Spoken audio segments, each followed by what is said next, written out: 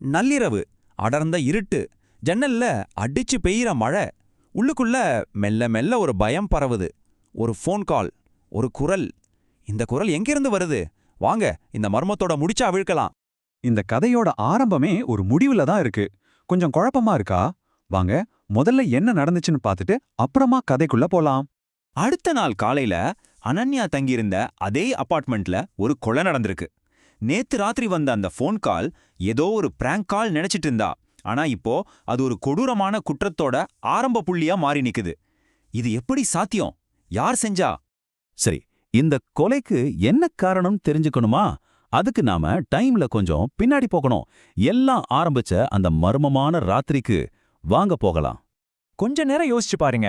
சென்னை அவுட்ஸ்கர்ட்ஸ்ல ஒரு பழைய அபார்ட்மெண்ட். வெளியில பேய் மழை பெஞ்சிட்டு இருக்கு. அந்த பெரிய வீட்டுக்குள்ள அனன்யான்னு ஒரு பொண்ணு, தனியா. அந்த தனிமையும் விடாம கேக்குற மழை சத்தமும் ஒரு மாதிரி அமானுஷ்யமான சூழலை உருவாக்குது இல்லையா? கரெக்டா, மணி 12:07. இந்த ஒரு நிமிஷம் தான் அவளோட சாதாரண இரவை ஒரு பயங்கரமான மறக்கவே முடியாத இரவா மாத்த போகுது. அந்த கும்மிருட்டுல அவளோட ஃபோன் ஸ்கிரீன் மட்டும் திடீர்னு பழிச்சுன்னு எரியுது. அதுல அன்னோன் நம்பர். முதல்ல அவ அதை பெருசா கண்டுக்கல. ஆனா அந்த கால் சும்மா விடுற மாதிரி தெரியல, திரும்ப திரும்ப அடிச்சுட்டே இருக்கு. சரி, என்னதான்னு பார்க்கலான்னு அவ ஃபோன் எடுத்தா, அந்த பக்கம் இருந்து ஒரு மெல்லிய குரல், ஆனா நம்ம மனச உறைய வைக்கிற மாதிரி ஒரு குரல். அது என்ன கேக்குதுன்னா, நீ இப்போ ஜன்னலுக்கு அருகில் நிற்கிறியா? இந்த ஒரு கேள்வி அவளோட பாதுகாப்பா இருக்கிற உணர்வையே உடைச்சு போடுது. இத கேட்டதும் அவளுக்கு ஒரு செகண்ட் உறைஞ்சு போயிடுது. பதறி போய் ஜன்னல பாக்குறா. வெளியே யாரும் இல்ல. ஆனா அந்த கர்டன் மட்டும் லேசா ஆடுது.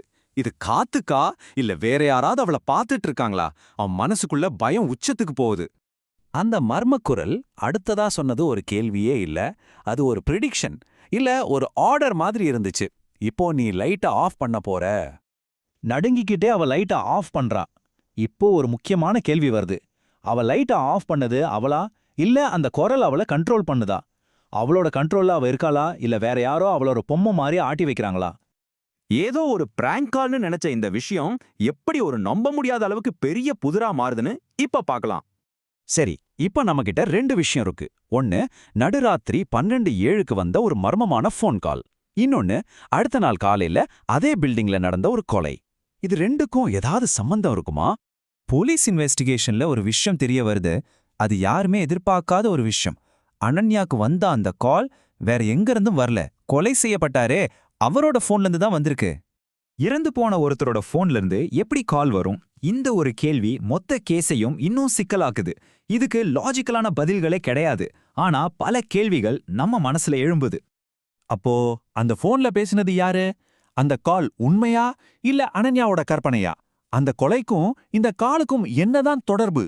ஒருவேளை அனன்யா தான் அடுத்த டார்கெட்டா? சரி, இதுவரைக்கும் நாம பார்த்த எல்லாத்தையும் தலகீழா மாத்த போற அந்த ஃபைனல் ட்விஸ்டை இப்ப பார்க்கலாம்.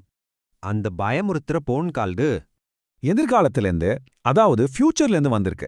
நம்ப முடியல தானே? இந்த சைஃபை ட்விஸ்ட் தான் செத்துப்போன ஒருத்தரோட போன்லேருந்து எப்படி கால் வந்துச்சுங்கிற அந்த நம்ப முடியாத கேள்விக்கு பதில் சொல்லுது. ஆனா ஒரு நிமிஷம், கால் ஃபியூச்சர்ல இருந்து வந்திருக்குங்கிறதையே நம்மளால ஜீரணிக்க முடியல. அதுக்குள்ள அடுத்த கேள்வி வருது. அப்போ உண்மையான கொலையாளி யாரு? அனன்யா. இந்த ஒரு வார்த்தை தான் மொத்த கதையையும் புரட்டி போடுது. ஆமா, அவ தான் அந்த கொலைகாரி. ஆனா கொடுமை என்னன்னா, அந்த விஷயம் அவளுக்கே இன்னும் தெரியாது. எதிர்காலத்துல அவ செய்ய போற ஒரு தப்புக்காக இன்னைக்கு அவ பயந்துட்டு இருக்கா. இதை அவளால மாத்த முடியுமா, இல்ல எல்லாம் ஏற்கனவே எழுதப்பட்ட விதியா? யோசிச்சு பாருங்க.